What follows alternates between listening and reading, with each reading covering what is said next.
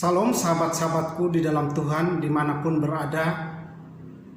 Saya mengajak saudara untuk tetap bersatu, bersekutu dan melangkah bersama Tuhan.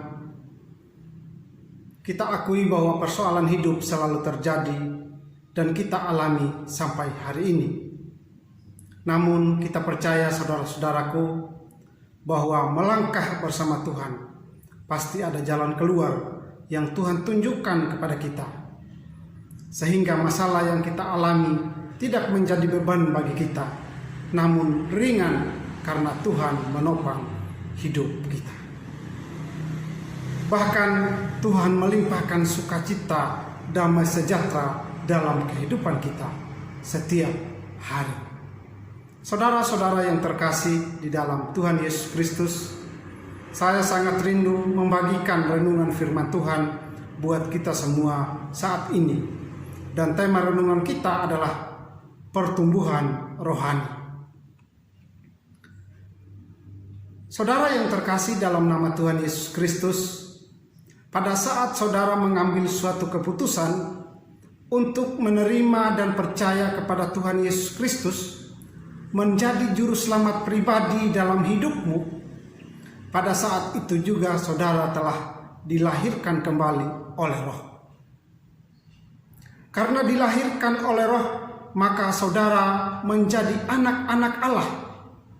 Karena Allah itu sendiri adalah Roh yang melahirkan setiap kita yang percaya kepadanya.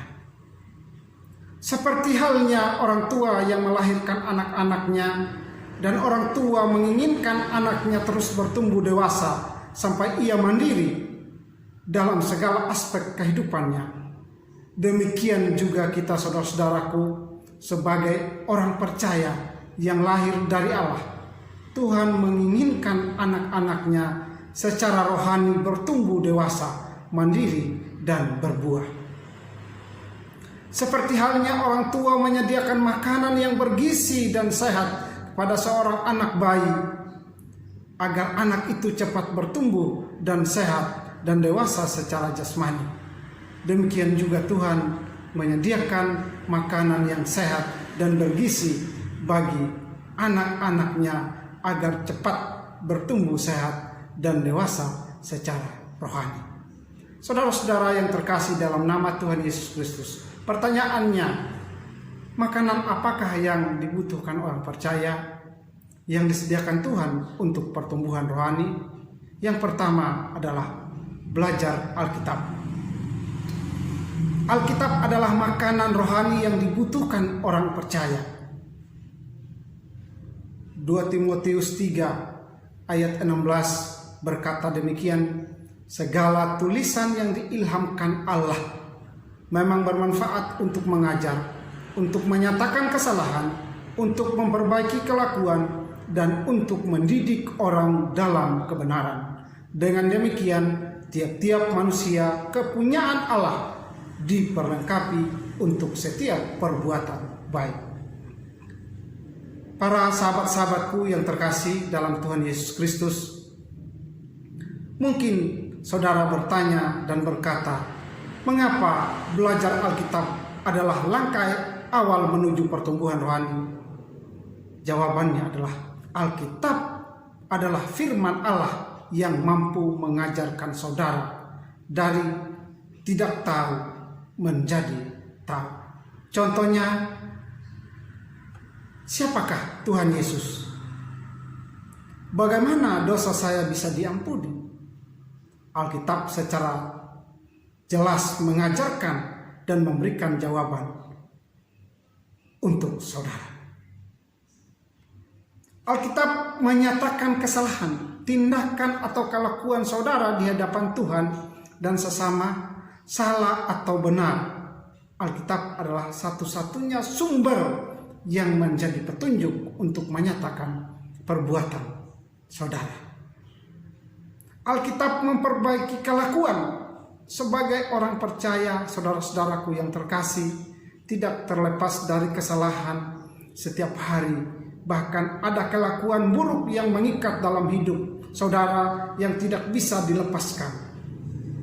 Namun Alkitab adalah firman Tuhan sanggup memperbaiki hidupmu, karaktermu menjadi pribadi yang lebih baik sehingga memiliki karakter Kristus itu sendiri. Alkitab mendidik orang dalam kebenaran.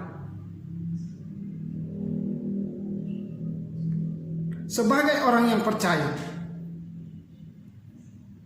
firman Tuhan mendidik kita dengan cara apa saja, semua kita terima dengan penuh ucapan syukur.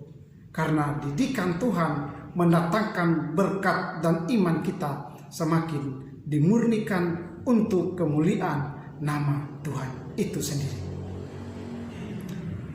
Saudara-saudara yang terkasih, Alkitab juga memperlengkapi setiap orang percaya dengan perbuatan-perbuatan yang baik dan menyenangkan bagi Tuhan dan sesamanya.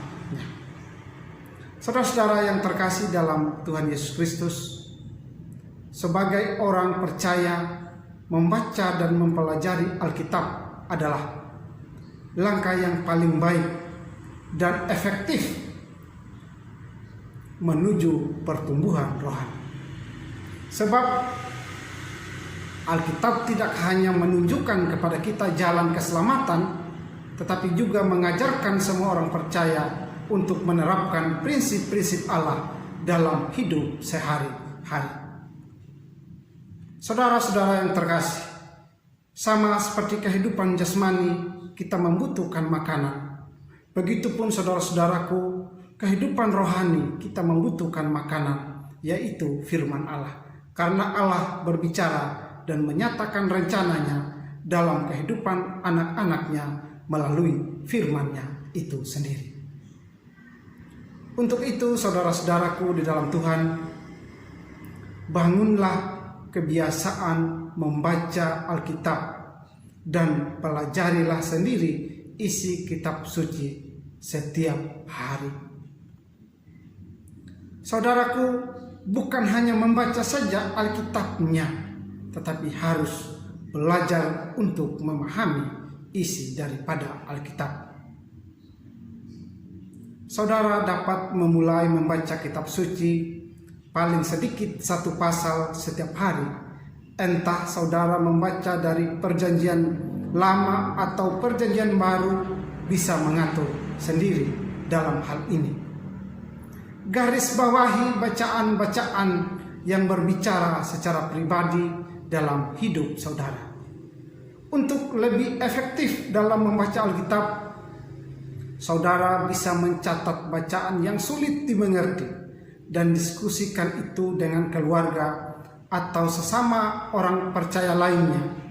Bagi saudara yang mempunyai mentor rohani atau pembimbing rohani, minta untuk menjelaskan hal-hal yang saudara tidak mengerti saat membaca Alkitab.